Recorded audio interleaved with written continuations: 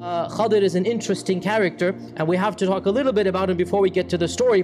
The word or the name Khidr is not his proper name. It is in fact a title, and of course it means green. And Ibn Hajar and others, they say he was called Khidr because of his blessings. Wherever he went, the land would become green after him, that it would flourish, that Allah blessed him, that wherever he went, the land would become green. There are two major opinions in the Muslim Ummah about who is Khidr. One group, and in particular those groups that are involved in mysticism, they say that Khidr was wali min awliya'illah. They say that Khidr was a saint, a buzurg, a pir. Many of this group, they say Khidr is a person who's living forever. He's still alive right now, according to this opinion. And he visits the sheikhs and the pirs and the awliya, and he teaches them a secret knowledge. Why? Because Allah says in the Quran that وَعَلَّمْنَاهُ مِن لَدُنَّا عِلْمًا. And they say this is al-ilm al-laduni. Al-ilm al-laduni. We taught him a knowledge. So this group says this is a knowledge directly from Allah.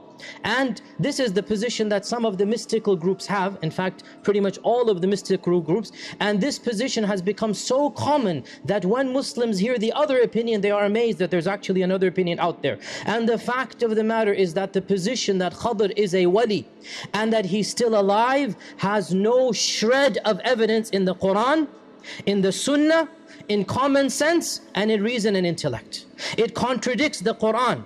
Because Allah says, كُلُّ نَفْسٍ ذَائِقَةُ الْمَوْتِ. And Allah subhanahu wa ta'ala has made the status of the Rasul and Nabi higher than the status of a wali. Wali is existent, we believe in wali, and wali means a good person. And the position that Khidr is still alive contradicts the Sunnah. Why? Because the Prophet ﷺ, when he saw somebody reading the Torah, and he's trying to find what Musa is saying, a Muslim, he said, if Musa had been alive, he would have no option but to come and follow me now. If this is the case of Musa, how about Khidr?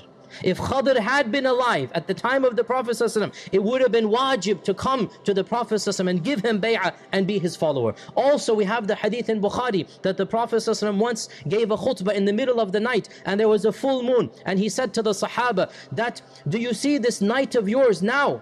فَوَاللَّهِ 100 years from now, not a single man who is alive on earth today will remain alive.